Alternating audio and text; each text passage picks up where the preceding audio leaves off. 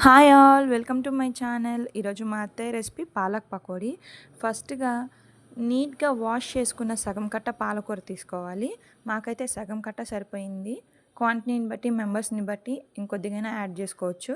తర్వాత 2 సన్నగా తరిగిన ఉల్లిపాయలు, 5-6 పచ్చిమిరపకాయలు, కొద్దిగా అల్లం వెల్లుల్లి పేస్ట్, కొద్దిగా కొత్తిమీర, తర్వాత రుచికి సరిపడా సాల్ట్, కారం అన్నీ వేసుకొని బాగా కలిపి పెట్టుకోవాలి. ఇప్పుడు వేసినవన్నీ బాగా కలుపుకోవడం వల్ల వాటిలో ఉన్న నీరు మొత్తం బయటకు వచ్చింది. పాలకూరలో నీరు, ఉల్లిపాయల్లో నీరు, ఆ వాటరే ఈ పిండికి మొత్తం సరిపోతుంది.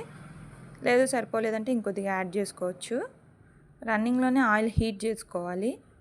ఎట్ ద సేమ్ టైం అయిపోతాయి రెండు.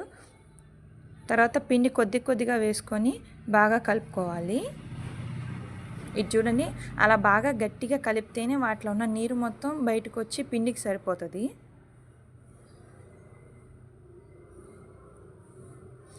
ఇందులో ఈ పాలక్ పకోడీలో చాలా పిండి మినిమల్గా పట్టిద్ది. ఆకుకూర, ఉల్లిపాయలే ఎక్కువ ఉంటాయి. శనగపిండి చాలా మినిమల్. ఇంకొద్దిగా పిండి పట్టిద్దని ఇంకొద్దిగా యాడ్ చేసుకున్నాం. బాగా కలుపుకోవాలి. తర్వాత దీంట్లో కొద్దిగా తినే సోడా యాడ్ చేసుకోవాలి. Baking soda.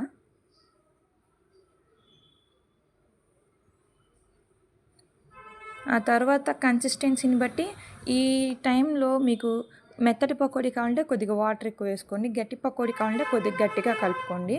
మాకైతే మా ఇంట్లో గట్టి పకోడీని ఇష్టపడతారు అందరూ. అందుకని మేమైతే గట్టిగానే కలుపుకున్నాం పిండి. తర్వాత ఆయిల్ హీట్ అవ్వగానే వీటిని పకోడీలాగా వేసుకోవడమే. చూడండి, మంచిగా ఇవి బయట అమ్మే పకోడీలాగే టేస్టీగా ఉంటాయి, యమ్మీగా ఉంటాయి, హెల్దీ కూడా. ఇలా బాగా క్రిస్పీగా రోస్ట్ అవుతూ ఉంటాయి. తర్వాత మంచి గోల్డెన్ బ్రౌన్ రాగానే తీసేసుకుంటే సరిపోతుంది. అంతే, యమ్మీ పాలక్ పకోడీ రెడీ. మీలో ఎంతమందికి ఇష్టం? Let's try.